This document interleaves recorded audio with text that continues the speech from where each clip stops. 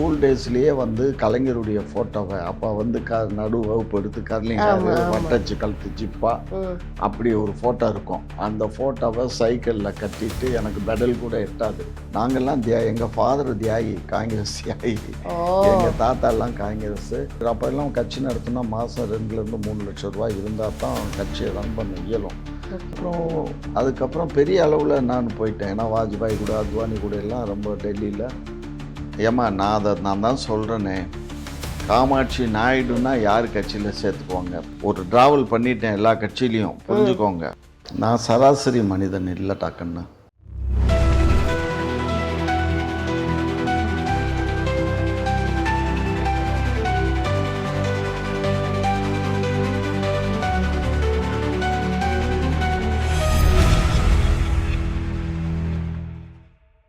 ஐயா, இப்போ இந்த மாதிரி அரசியலுக்குள்ளேயே இந்த மாதிரி நமக்கு அதாவது மாமா மச்சான் அப்படின்னு சொல்லி ரொம்ப நெருக்கமா இருக்கிறவங்களே வந்து சில விஷயங்கள் இப்படி பண்ணும்போது உங்க மனநிலைமை எப்படியா இருக்கும்? என்னைக்காவது நினைச்சிருக்கீங்களா, என்னடா இது, நம்ம இத்தனை வருஷம் இப்படியே இருந்துட்டோம், எதுக்கு நமக்கு இந்த கட்சி எல்லாம், இதுல இருந்து நம்ம விலகி இருக்கலாமே, நம்ம வந்து ஏன்னா இப்ப நீங்க வந்து கல்வி அந்த மாதிரி ஒரு விஷயத்துலயும் நீங்க பண்ணிட்டு இருக்கீங்க. என்னைக்காவது அப்படி யோசிச்சிருக்கீங்களா, இந்த அரசியலே நமக்கு வேண்டாம், இந்த சாயம் நமக்கு வேண்டாம், ஒதுங்கி நம்மளுடைய வேலையை நம்ம பார்க்கலாம் அப்படின்னு என்னைக்காவது உங்களுக்கு அந்த எண்ணம் தோன்றி இருக்கா ஐயா? இல்லை கண்ணா.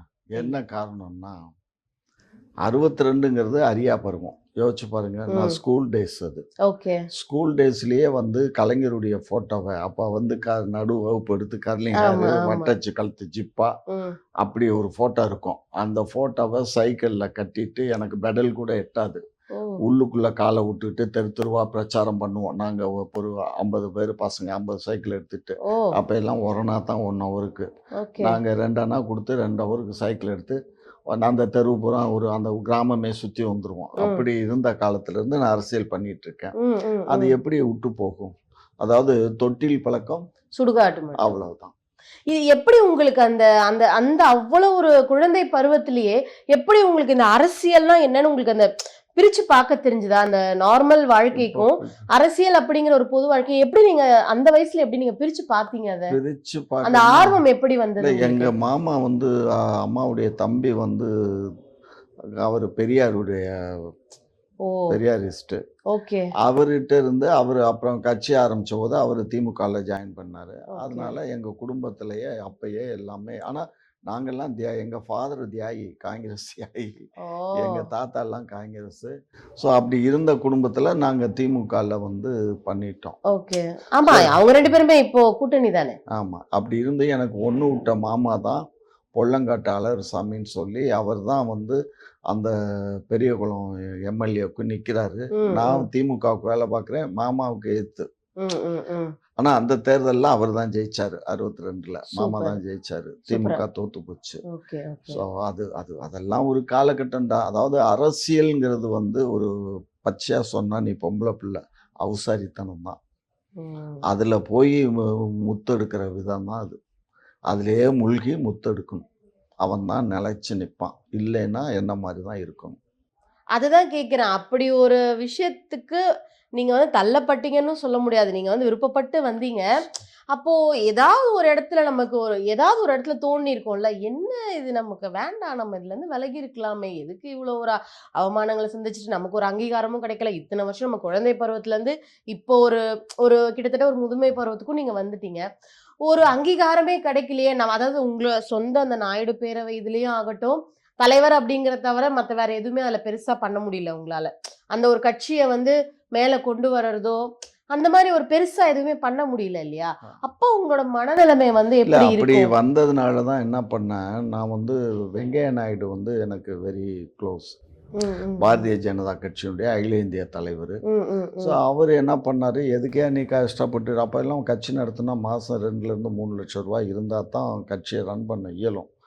ஸோ எதுக்கு பணத்தெல்லாம் நிறைய பணம் அப்பயே காலி பண்ணிட்டேன். சொத்து எல்லாம் நிறைய வித்துட்டேன்.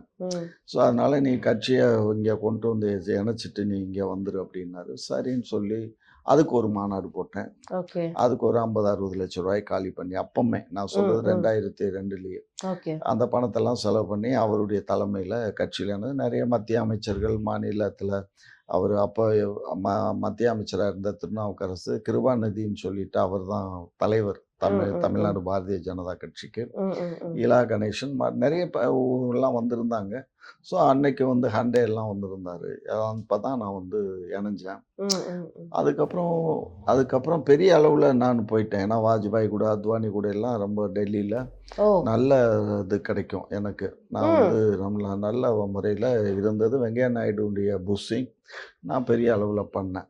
ம். சரியா? அப்போ அவங்க கூடலாம் நீங்க டிராவல் பண்ணிருக்கீங்கன்னும் போது ஒருத்தர் கூட வந்து நீங்க வந்து ஏதாவது ஒரு பதவிக்காகவோ எனக்கு இதை கொடுங்கன்னு நீங்களும் கேட்டு இல்ல அவங்களும் வந்து இல்ல நீங்க இந்த பதவி இது பண்ணுங்க அப்படி யாருமே எதுவுமே சொன்னது இல்லையா அவங்கள? வெங்கையா நாயுடு வந்து அப்போ வந்து ஒரு அமைச்சராக இருந்தார். ம். மத்திய அமைச்சராகவும் இருந்தார் கேபினெட்டில். அவர் என்னை கேட்காமலே பயோடேட்டா அனுப்பிச்சி விட சொல்லி பிஏ கேட்டார். அனுப்பிச்சி விட்டேன். ம். அப்போ வந்து என்னை வந்து டைரக்டராக போட்டாங்க. தமிழ்நாட்டுக்கு வந்து வால்மீகி அம்பேத்கர் ஆவாஸ் யோஜனா ஸ்கீம் வாம்பேன்னு ஓ சொல்கிறது ஓ ஏழை ஓகே எளிய மக்களுக்கு வீடு கட்டி தர்ற திட்டத்துக்கு நான் டைரக்டர் ஓகே. தமிழ்நாட்டுக்கு போட்டாங்க. ம். அது இன்னைக்கு வரலையும் கண்டினியூ ஆகுது. அதை கேன்சல் பண்ணவே இல்லை. அப்படிங்களா? வாம்பே டைரக்டராக அதுல யாருக்காவது வீடு இலவச வீடு அந்த மாதிரிலாம் அது கொடுத்துருக்கீங்களா? அது வந்து தமிழ்நாடுக்கு வந்து இங்கே ஹவுசிங் போர்டு சேர்மன் இருக்கார் இல்லையா? ம். சேர்மன் மீன்ஸ் அவர் தான் செக்ரட்டரி தான் சேர்மனு. ஓகே. குடிசை மாற்று வாரிய எம்டி. ம். அதே மாதிரி சென்னை கார்ப்பரேஷன் கமிஷனரு, ம்.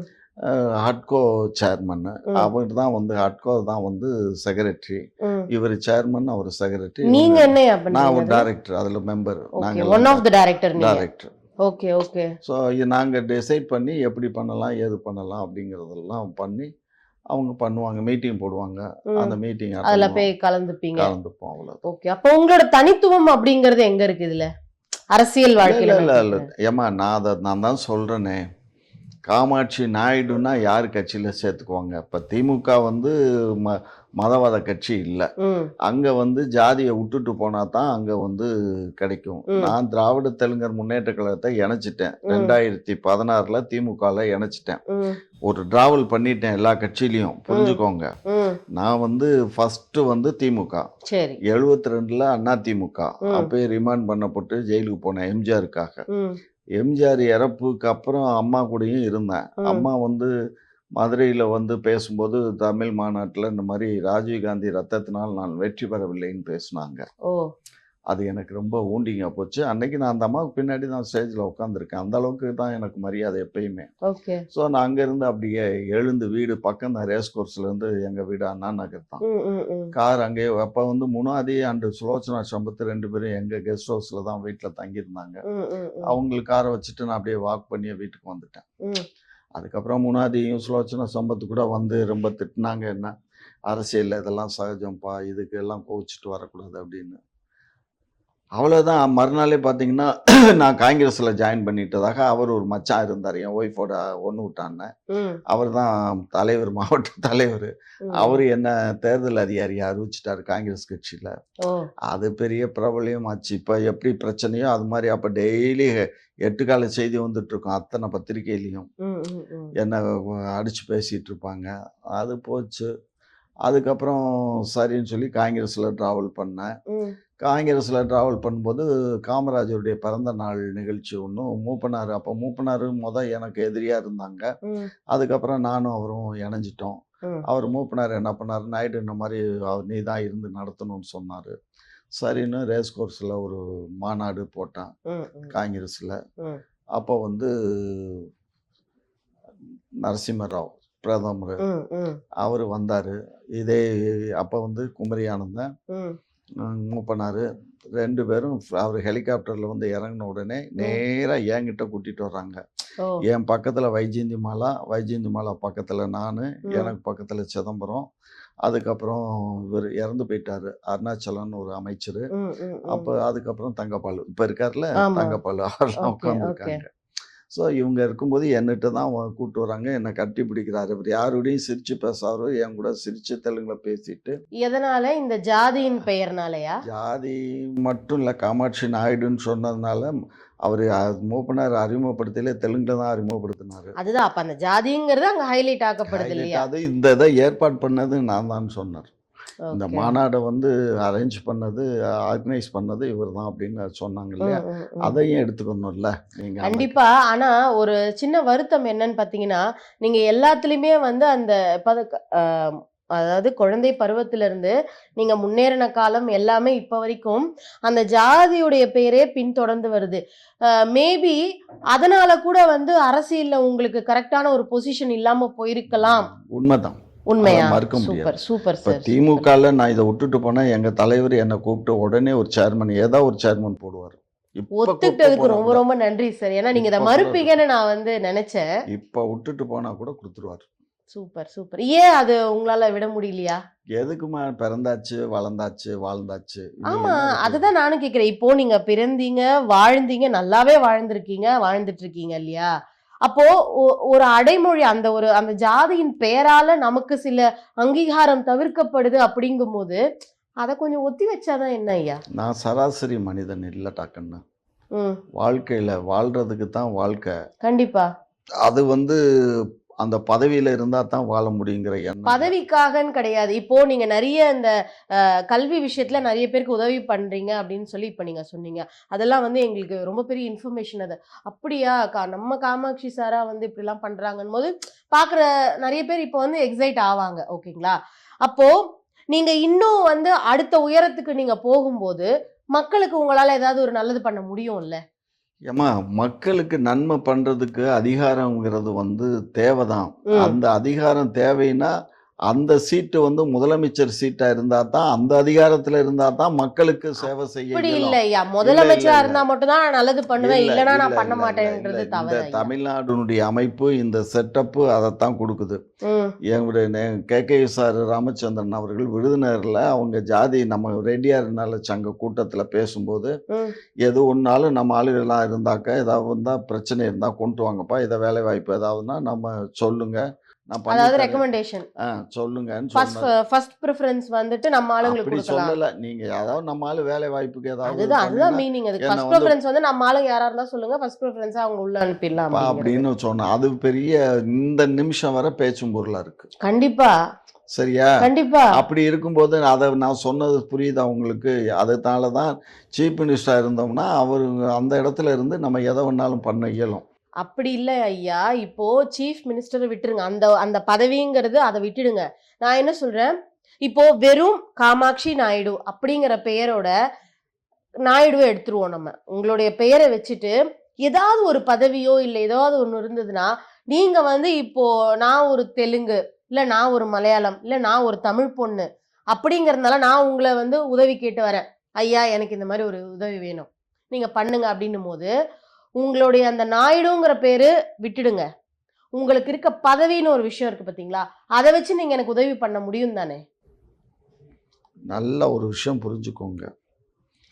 எந்த இன்றைய அரசில், இன்றைய கவர்மெண்ட்டாக இருக்கட்டும், இல்லை நேற்றைய கவர்மெண்ட்டாக இருக்கட்டும், ம். வேலை வாய்ப்பு, கல்வி எல்லாமே வந்து அவங்களுடைய திறமையினுடைய அடிப்படையும், ம். ஏதோ ஒரு 4 மார்க் 5 மார்க் குறைஞ்சு போச்சு, இதை கொஞ்சம் எப்படியாவது சொல்லுங்க அப்படின்னு சொன்னால் பண்ணலாம். ஆனால் அதுவும் அரசுகளில் இப்போ எல்லாம் குரூப் 4 எக்ஸாமு, குரூப் 2, குரூப் ஆமா 1ங்கிற ஆமா மாதிரி ஆயிடுச்சு. ஆமா. எதுலேயும் பண்ண முடியாது. ம். ஏன்னா இப்போ வந்து பஞ்சாயத்தில் வந்து அப்பாயின்மெண்ட் போடுறாங்க. ம். அது டைரக்ட் அப்பாயின்மெண்ட் அந்தந்த பஞ்சாயத்தில் ம். இப்போ இருக்கக்கூடியவங்களுக்கு பண்ணுவாங்க. இந்த ம். மாதிரி பஞ்சாயத்துலன்னா நான் இப்போ சொன்னாலுமே நடக்கும். நேரு அமைச்சராக இருக்கார். ம். அந்த தொகுதியில் எந்த இன்சார்ஜ் மந்திரி இருக்காரோ அவர்கிட்ட சொன்னால் ஏதோ பார்த்து ஒரு பையனுக்கோ 2 பையனுக்கோ ஒரு அக்கௌண்ட் பண்ணலாம். மொத்தத்தில் தமிழ்நாடு ஒருத்தருக்கு 2 பேருக்கு பண்றது. அவ்வளோதான் நீங்க பண்ண பதவியில உட்கார்ந்தீங்க அப்படின்னா பண்ண இந்த மாதிரி முடியாது. நலிந்தோருக்கெல்லாம் நீங்க உதவி பண்ண பண்ணலாம்ல? முடியாது முடியாது முடியாது. முடியாது. நீங்களே சொல்றீங்க முடியாது, அப்படி பண்ண முடியாது. விலங்குகள் மாட்டப்பட்டு இருக்கும் கையில், கையெழுத்து போட இயலாது. ஓ, அதாவது அப்போ திமுக கட்சிக்கு நீங்க ஆதரவா இருந்தாலுமே நீங்களே சொல்றீங்க, இல்ல ஒரு பதவியில நான் உட்கார்ந்தாலுமே என் கை கட்டப்பட்டிருக்கும். ஆமாம், இப்போ நான் சொல்கிறது கூட அப்போ சொல்ல முடியாது. இப்போ நான் கூப்பிட்டு சொல்லுவேன் நேருக்கிட்ட, ம். அண்ணாச்சி இந்த மாதிரி அந்த பையன் நமக்கு வேண்டிய பையன், கூப்பிட்டு சொல்லி அந்த பையனுக்கு ஒரு அப்பாயின்மெண்ட் போட்டு கொடுங்க. அப்ப அதுக்குள்ள இருக்கவங்க எல்லாருமே இப்ப கையை கட்டப்பட்டுதான் இருக்காங்கன்னு சொல்ல வரீங்களா ஐயா? டைரெக்டாக அவங்களால எதுவும் செய்ய இயலாது கண்ணா. ஓகே. எதுவுமே செய்ய இயலாது. ஆனால் ஓகே. வந்து தெரியாத்தனமா வெளியில பேசுறாங்களே தவிர எதுவுமே வந்து பண்ண முடியாது. ஒரு ஜஸ்ட் முன்னையெல்லாம் வந்து என்எம்ஆர்னு போடுவாங்க ஒவ்வொரு டிபார்ட்மெண்ட்லயும். என்எம்ஆர்னு டெம்பரவரி தான் என்எம்ஆர். 98 அதாவது 88 டேஸ்க்கு அப்புறம் இது பண்ணி 2 நாள் கழிச்சு திரும்ப எடுத்துக்குவாங்க. அதுக்கு பேர் தான் என்எம்ஆர். அப்படியே கண்டினியூ பண்ணவங்கள தான் நிறைய பேர் வந்து இந்த கார்பரேஷன்ல அங்கங்க எல்லாம் அவங்களுக்கு ரொம்ப 5 வருஷம் 10 வருஷம் வேலை பார்த்தவங்கள அப்சர்வ் பண்ணியிருப்பாங்க. அது சட்டத்துல கொஞ்சம் இடம் இருக்கு. அது டைரக்டா எடுத்த உடனே அப்பாயின்மெண்ட்ங்கிறதெல்லாம் இப்போ கிடையாது. கிடையாது. அது அரசு முடிவு. அது இந்த மாதிரி எல்லாம் கேட்டா தான் அரசியலினுடைய புரிகின்ற ஒரு தன்மை வரும். பூத் கமிட்டின்னு ஒண்ணு போடுறோம் பாருங்க, அந்த பூத் கமிட்டிக்கே இன்னைக்கு 5 கோடி ரூபாய் வேணும். ஏன் அரசியல் பொருள்ல இருந்து உண்மையை பேசினா தப்பாயிடுமா? மக்கள் வந்து மக்களா நடந்துக்கணும், மிருகமா வரக்கூடாது. கொஞ்சம் பொறுமையா பேசுமா. இப்படி மனுஷன் அந்த ஒருத்தர் அரவணைச்சு போகணும், அப்படிலாம் கொதிச்சு பேசாதீங்க. இந்த மக்களை ஓட்டு போட மட்டும்தான் நான் உபயோகப்படுத்துவனே தவிர மக்களை வந்து சாவடிக்கிறதுக்கு நான் உபயோகப்படுத்த மாட்டேன். அப்ப அவங்க தான் கண்ட்ரோல் பண்ணணும். அதெல்லாம்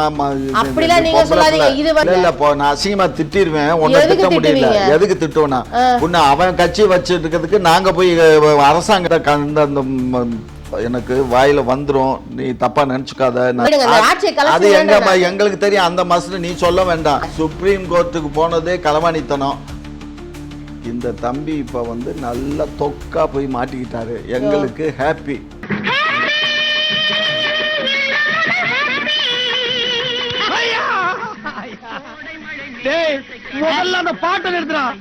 எதுக்கு மறுக்கணும்? நான் நாயுடு தான். என் ஜாதியை சொல்றதுல எனக்கு பெருமை தான். புரிஞ்சுக்கோங்க. இந்த விஜய் இல்ல, இன்னொரு 1000 விஜய் வந்தாலும் நாங்க பயப்பட மாட்டோம்.